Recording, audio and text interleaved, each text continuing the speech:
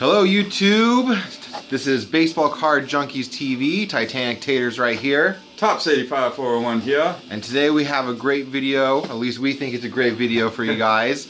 What we want to talk about today is what is considered a high-end card or high-end product, if you will. Yeah, or what do you consider to be a high-end card?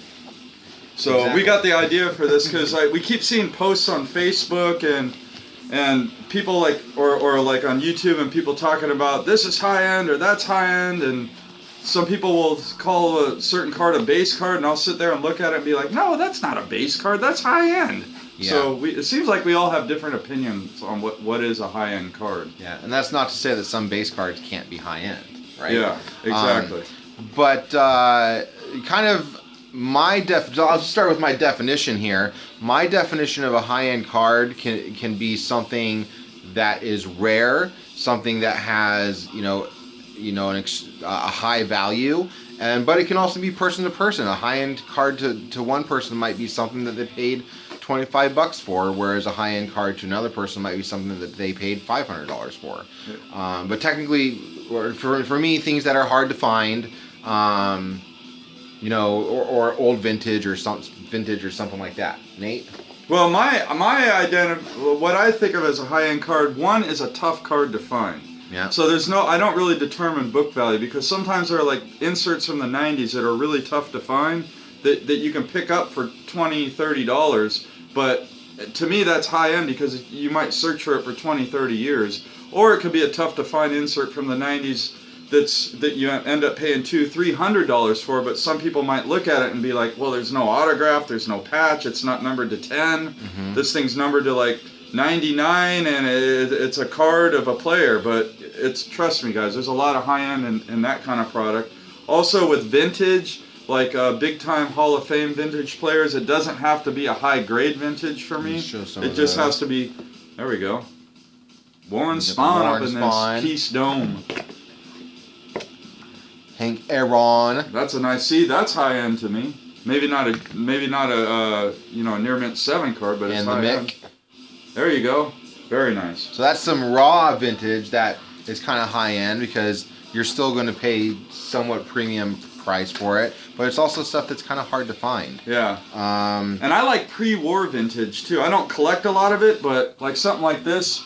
This is a Hall of Fame card from the T206 set. That's Rube Marquard. It's graded a 1.5, but to me, this is a high-end card. And maybe not a super expensive card. You could probably pick it up for $50 or whatever, but to me it's high-end. I mean, you don't see these every day. It's true. They're really cool, too. They kick ass. Very rare. Very rare. Yeah. And also, something I think more of an industry standard when you're talking high-end vintage is usually going to be graded.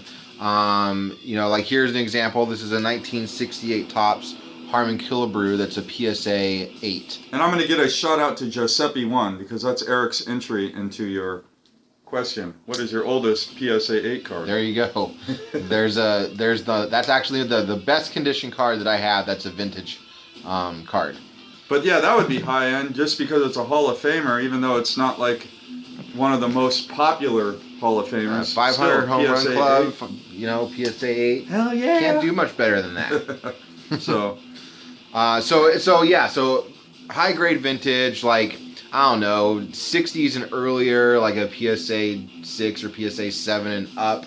70s, like a PSA 8 and up, or somewhere in that range. Well, it depends on the set. If you're talking 1971 Topps, high end might be a near mint 7 or PSA 6 or something like that. Yeah. Anyway, so that's kind of like in the hobby industry. That's what high grade vintage is. Yeah. But anyways, yeah, high end is real interesting. I did a video the other day on my other channel. I just want to share this story, and I shared this card, and somebody commented that is a really nice base card. And that's what got me to think about doing this video, because when I see this card, it's a refractor, so it's a parallel to the base set. But this is not a base card. This is a very, very high-end, very sought-after card. So it's funny to me that some people will look at a card like this, a 93 Finest refractor, and say, oh, that's a pretty cool base card. Guys, this isn't a base card. This is high-end shit right here. That is a high-end card. And I actually meant to grab my 93 Finest Refractor McGuire, but accidentally grabbed the 94 Finest Refractor. That's not high-end. That's 94. Oh, come on. That's still high-end. Look at that. It's beautiful. High-end. You guys see what we're talking about? We're just joking. But. So, but yeah, like the refractors, like someone calling that a base card, the refractors are the first real high-end offering Topps ever had. Exactly, yeah. Period. Well, I think. Tiffany. Well, no, I think the first high-end offering was Stadium Club, but that's like the first super premium offering.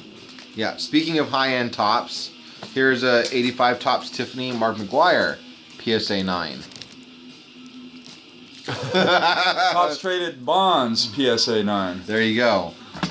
You know. Comment down below which one's going to sell for more. All right. Hey, you know, this one cracks me up. This card, I love shit like this. This shit gets me off. Okay. What up, Nate? Giants Dude 24. He sold me this card not too long ago. But this card, I looked it up in Beckett. It books for $25. Okay. This is an Elite Status from 98, Donruss Elite. I don't think you could find this card for $75 or less, but it books for $25. So even the people that produce the price guides don't really understand what is and isn't high-end. This card would never sell for $25, ever, ever, ever, ever, ever. Even if it was a player like Mo Vaughn, it would probably sell for more than $25, and he's not collected nearly as much as someone like Barry Bonds. It's true. So, and here's another card that I personally consider high-end, just because it's a Gem Mint 10. Well, that's a great example of high-end 80s. Like, I think there's a huge insurgence in the 1980s high-grade rookie card market. I mean, those things sell for a lot now. Anything Gem Mint 10 on a key rookie. PSA or BGS 7, Derek Jeter, 1993 SP. So even though that's a modern card and it has a relative to its age, it has a poor grade. Yeah. That's a high-end card because that set is so condition sensitive. And Eric knows it, but he won't admit it. That is the most sought-after card. Second most sought after. No, the most sought-after card from the 1990s. It's not debatable. When I did on that, I was like, and I now have the second most wanted card. No. Among collectors, if you were good to have people starting a fresh collection, and they said, what is the first card you would want from the 1990s? This would be it right here. This would be the card that everybody would say, well, you might as well start with a 93 SP Jeter. This card's high-end even if it's graded. In my opinion, if it's graded a 5, it's high-end. Eric has a 7. That's super premium, folks. Premium. So this is traditionally what is thought of high-end now. Something with a big, fat, nasty... All right. Whatever. I shouldn't get mad. I started that shit. Anyway, something with a big, fat, nasty patch, an on-card auto, low-numbered, preferably Topps, but in this case I'm showing a Panini off.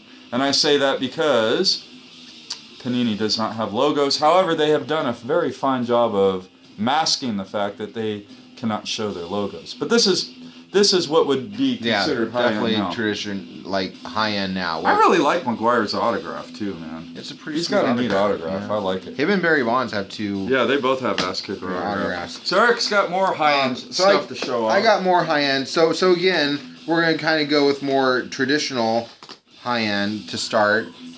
This is a 2015 Strata. Ooh, Chris Bryant rookie auto. Sweet. I think it's numbered to 75. That's some high-end shit right there. I mean, and this is just what is considered high-end now. Well, what is this? What's this piece of junk doing in here? Yeah. I mean, that's not high-end. That's from a base Topps product. I mean, what? So that's What the hell is that doing in this? This isn't high. Oh, well, folks, it is high-end. It is high-end. That's an example of, a high-end card that comes in a base product. Yep. So here's another one. Bryce Harper. I think that's 2016 Topps Museum Premium. You sure that's high-end? I would consider that high-end. That thing's in black and white, man. Dude, that is a beautiful card. I know, I want it. That is a sick-looking card. If you die, I'll get it from you. I'm a dick. Like pretty much any card that you get in a pack or whatever with Derek Jeter's autograph. going to be high end. Well, yeah. I mean, come on. Because it's Jeets. Yeah. Right? Jeets, there it is. Jeets. You know, I don't know. I'm just, if you want to talk, here's more high end stuff. Oh my God. Look at that card. Pink auto. Yep. It's not an auto. Pink rookie. Made you look. Refractor. What? No. Here's one that's high end because O-Pee-Chee has, like, you think Topps had bad quality control in the 80s? O-Pee-Chee's was about 10 times as worse. So if you could find a nice Mint 9 or Gem Mint 10 O-Pee-Chee rookie card from the 80s, high end. I paid like $50 for this card. Most people will look at it and think that it's not worth a lot, but O-Pee-Chee, big time high end if you can find a high another, grade. you know, not necessarily a high end product, but Gypsy Queen, Mike Trout, jersey card, auto, numbered out of 25. Yes. High end card. Yep. So, what do you guys? Anyways, we're kind of rambling on about a bunch of nonsense. I hope we're being entertaining. That's our intent. I know that you guys are all junkies, so you're probably like, come on, keep going, guys. But I'm getting tired of hearing myself talk about this stuff. It's true. But guys, anyways, comment down below. I'm getting tired of hearing you talk about it too. Yeah, I know. My voice is getting annoying. Anyways, comment down below. Let us know what you think. Tell us what you think is high end. And really, there is no right or wrong answer. It's just an opinion. But what got me thinking about this is just some of the comments on Facebook posts and what people were describing as high end. And then the comment that someone said, hey, that 93 Finest Refractor of Bonds is a really neat base card, which just got me thinking, damn, some people consider that base. All right, guys. Happy collecting. Peace. Ah.